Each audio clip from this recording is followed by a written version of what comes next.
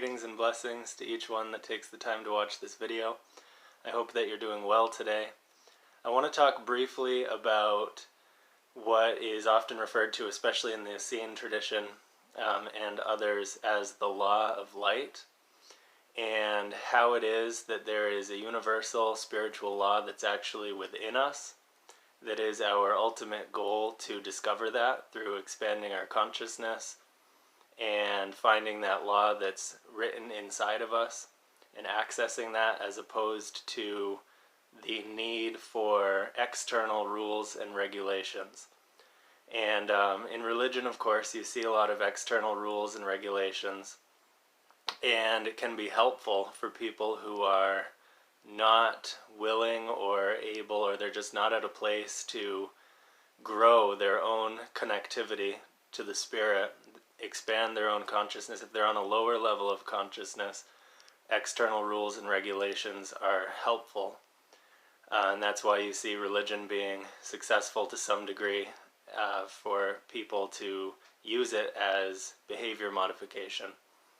And obviously, if you look at the example, just using a seemingly non-spiritual example, if you think of a society where everyone was in touch without needing a law, everyone was in touch with the right thing to do, in touch with the universal principles and with each other, and always did the right thing, we of course would need no laws. Of course, it's not that way, and so the legal system can be helpful to prevent people from doing things that are terrible to others. So that's just a small example of how rules and regulations can be helpful if you're not on the wavelength of knowing it internally and being connected within to what I'm referring to, as many others have, including Yeshua Jesus, as the law of light, the universal principle and law that is greater than any other law and is something that's found within instead of externally. So I want to make a few points through this video.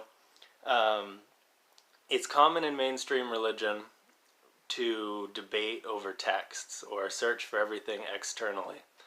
You know, all the different belief systems and different doctrines and theologies and different denominations and things of that nature come from this debate over what does it say in the scripture, what does it say here, what does it say there, and how do we interpret that. And it's kind of an external approach. And I'm not criticizing that predominantly, but what I am saying is that if we depend on everything externally, it's a very unstable and potentially untrue way of living.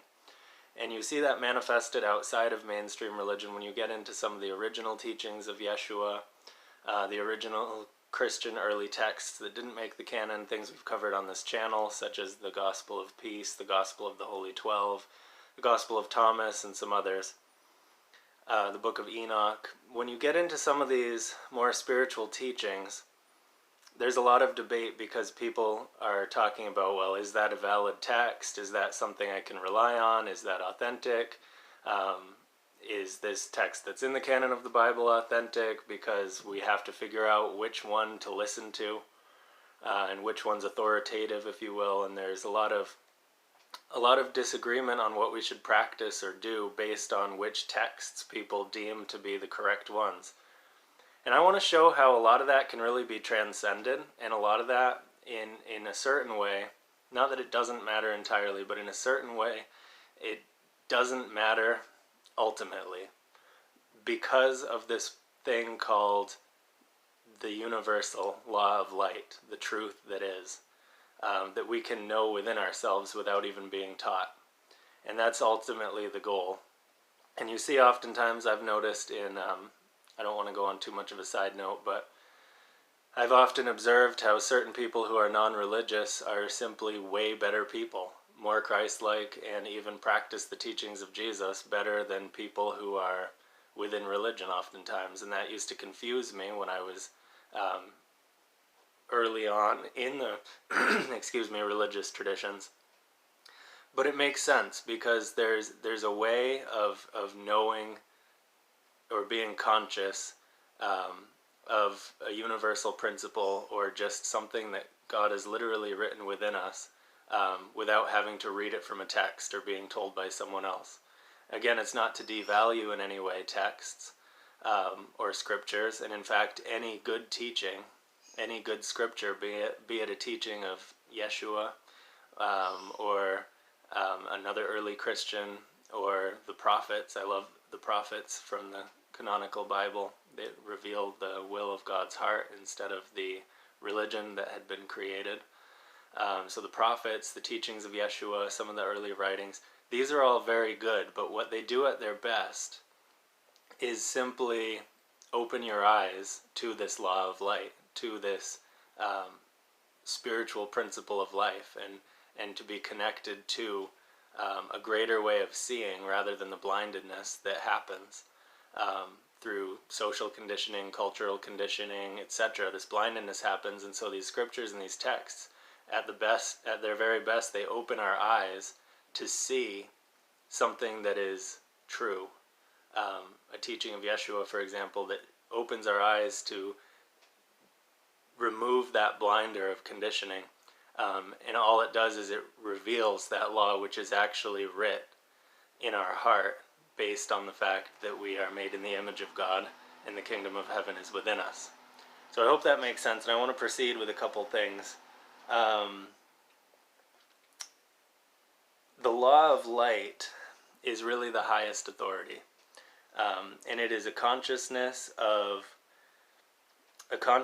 how things truly are, and how this universe, all of which made in the image of God, how it all operates in spiritual principle and harmony, and how we can be connected to that.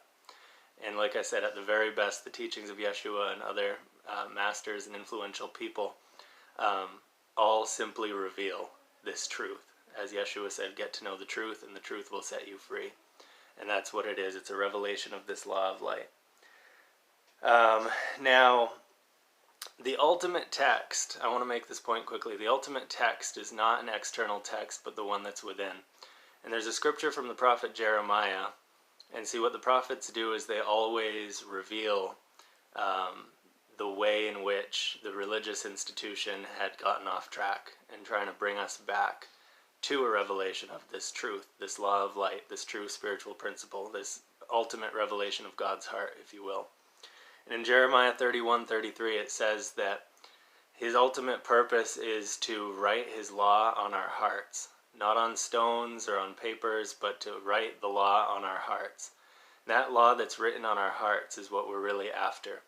Because any true spiritual path is a path of inner growth, inner experience, a greater inner knowing, a greater inner consciousness, that we connect to the all. I love how the Gnostic tradition refers to it, and Yeshua did as well, but as the all, everything is connected, one God above all, in all, and through all, and how we're part of the greater picture. So any spiritual path is an inner journey rather than an external journey. It's essentially fruitless, except perhaps for behavior modification. It's essentially fruitless to just conform to what is being told to you or read, but not happening in your heart. And there's a scripture that Yeshua said from the Gospel of Thomas, saying number 6, which is really key. Because in this saying, his disciples ask him all these questions about what they should do. What should we eat? How should we dress? How should we worship? They basically wanted him to tell them an external law. And if you read the teachings of Yeshua, he definitely reveals truth, reveals how things are, calls people to a higher standard of seeing this law of light and living consciously in accordance with the spiritual principles. However, he didn't like just telling people things externally. He liked inner revelation. And so they asked him all these questions, Gospel of Thomas saying 6, and he said, this was his response to what kind of law they should live by. He said, do not lie, and do not do what you hate, because all things are manifest in the eyes of heaven, and nothing will be hidden that will not be revealed. And so the key here, and this has resonated with me for a while now, He said, do not lie and do not do what you hate.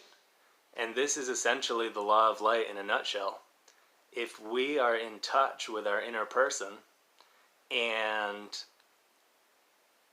all we have to do is look at that law that's written within our heart. And so many of us live in ways that actually conflict with things that our conscience is telling us. And of course, the more we grow in consciousness, the more we continue to practice and to receive things from the Spirit and to meditate and to make lifestyle choices and all these things that point us in a greater direction of awareness and consciousness and being delivered from our conditioning and things of that nature. The more we do this, the more our conscience will speak to us and the more we'll know. And this is the development of the law of light that we all have to go through. So he said, do not do what you hate, which means that somewhere deep inside of us is already that law, already that framework, that revelation, that knowing. Somewhere within us, there's something that already tells us what's right and wrong. And if we'd be honest, and I'm going to give a few examples in a minute, but if we would truly seek to develop our awareness and our knowing of that inner law that Yeshua said is within us, and all of his teachings simply open our eyes to that teaching that's already in us. If we would dedicate ourselves to developing this, we would climb in terms of consciousness, and we would live according to the ultimate law. See, it's not a lawless life. It's not to say do whatever you want. It's to say discover that part of you within that already knows, so you can unfold it. And this is why we don't have to wonder, well, do I have to follow this teaching because I don't know if this text is authentic? Or do I have to follow this teaching because I don't know if this text is authentic? We need to get past that and say, ultimately, if you have a good scripture in front of you, it's going to help you. But ultimately, every single person everywhere has access to this inner law. And so you don't have to look externally or say, who has the right set of rules for me to follow? Or which scriptures are the right ones for me to conform to, but rather, how am I developing this law of light that's within me so that I can be in touch with things? And because of that, we'll get to a place where we already know. And there's so many examples of people who live in touch with God's perfect will and harmony in this kingdom of heaven. In certain areas that they've never even been told to do. It's because it's possible to develop the inner man, if you will, to unfold that law of light that's within us through consciousness instead of external memorization and adherence to external things. Like I said, although the teachings can open us up to the law of light. So, I want to give a couple examples of how, rather than needing an external law, you really just need consciousness and awareness, and being in touch with this law of light. I want to give a couple examples here, one of which is, if you are conscious, let's start with this. If you look at the teachings of Yeshua where he said to love and to forgive our enemies and those who outwardly are against us and working against us, and he embodied it on the cross when he said, forgive them, they know not what they do. Ultimately, you don't even need to be told to love or forgive someone if you're conscious of someone. My brother actually said something to me recently that I thought was so profound. He said, I've discovered that it's impossible to truly know someone without loving them. And I thought that was profound. Because if we are truly conscious of the fact that not only us, but everyone around us is an authentic being of light made in the image of God, and we're conscious of our connectedness to them, that I am you and you are me, we're all part of this, as Yeshua said in John 10:34, you all are Elohim, or the plural makeup of God, because we all have the image of God within us. If we become conscious of who we truly are, made in the image of God, children of light, and realize that everyone else is too, it will be impossible, or let me say it this way, if we become conscious of that, the natural reaction is to live in a place of forgiveness and love. Because even if someone is doing something outwardly that is so against us or so harmful, and we recognize it, it will, at the most, it'll grieve us to see someone who is a being of light, made in the image of God, kingdom of heaven within them, all of this destiny and spirit within them, and yet they're choosing to live, or because of their own lack of consciousness or awareness, they're living in such a way, it'll grieve us. We will love that person even if outwardly they are our enemy. And we'll be able to be in that place, forgive them. We know they know not what they do.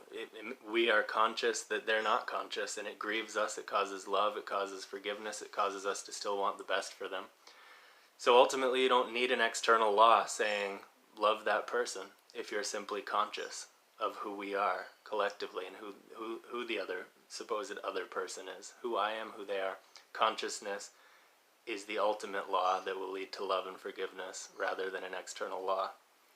Another example, something that came from the Eastern tradition, but is said widely, is you are what you eat. You don't need a law to tell you what to eat or what to put in your body if you become conscious of the fact that you literally are what you eat. And so I don't view myself in such an unconscious way anymore, where I just put any kind of food in me. Toxins, pesticides, nasty, different fast food and things of that nature. It's like I don't need someone to tell me I shouldn't eat that, because I'm conscious of it and I'm conscious of myself, and I want to feed myself, as Yeshua said in the Essene Gospel of Peace, to eat those things that God has created for us, that they may be our life and our healing. And that comes through consciousness of ourself and the food we eat, and realizing that. Also the environment. You know, if we become conscious of the fact that we are literally connected to everything, even breathing is an example of how we're connected to everything. The trees breathe out what we breathe in, and vice versa. So we're living symbiotically with all of nature.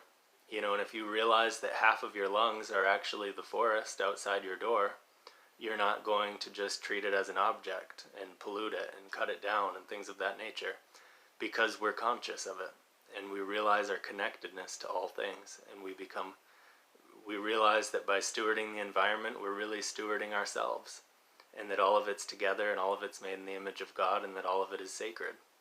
And we will live in a sacred way because of consciousness, not because someone telling us what we need to do. Another example, and I run into this a lot, is that we as a society, when it comes to the killing and eating of animals, we as a society are so disconnected from life that we often get by. We often skip over our conscience simply by living unconsciously. You know, I've worked in youth programs with children in the inner city, and it shocked me to realize that many of them don't even know that meat comes from animals. When I've told children that say the chicken they eat is actually that bird over there that's running around, they say, chicken legs come from a bird? And yeah, that's what a chicken is. Literally, kids don't realize, because they go to the grocery store and they get it in a neat little package, and they don't realize that it came from a harmed animal. And that's just one example. Now, before I was a vegetarian, I used to hunt and I used to fish. And I used to take people with me, because in the process of taking an animal's life, many people were extremely bothered in their conscience. And I used to say, and I still say this now, although I advocate being a vegetarian as Yeshua taught, and as I believe the law of light and consciousness leads us there as well. But I still advocate, if you are one who eats an animal, right, at least go harvest it yourself. If it bothers your conscience, there's that inner law inside of you telling you what's right and what's wrong. But people skip over it by not being conscious. It's like they wouldn't be able to find it within them to kill an innocent animal, but it's okay to them because they just pick it up from a store and they don't have to see someone else harm it.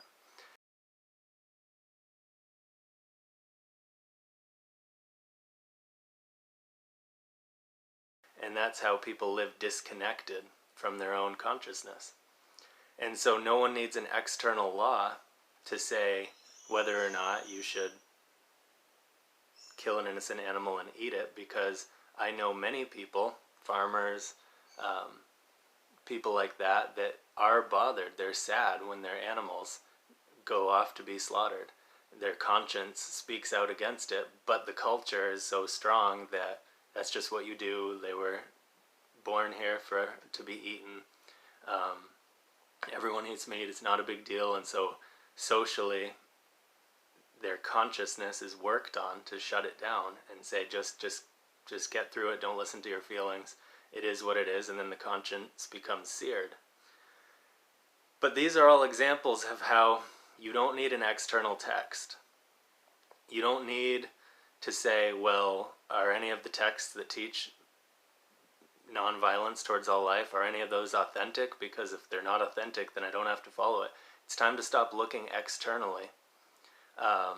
It's time to stop looking externally and realize that even without any texts, any scriptures, etc., we can be in touch with that inner law, that law of light, that developing consciousness that we begin to listen to and live in accordance with. It'll get us to the ultimate purpose because the law is within us, and we don't ultimately need external rules and regulations. And so I hope that's helpful. It's just a brief little excerpt on the law of light, and how consciousness is the ultimate law rather than external stuff. And I believe we should all be on that path, dedicating ourselves.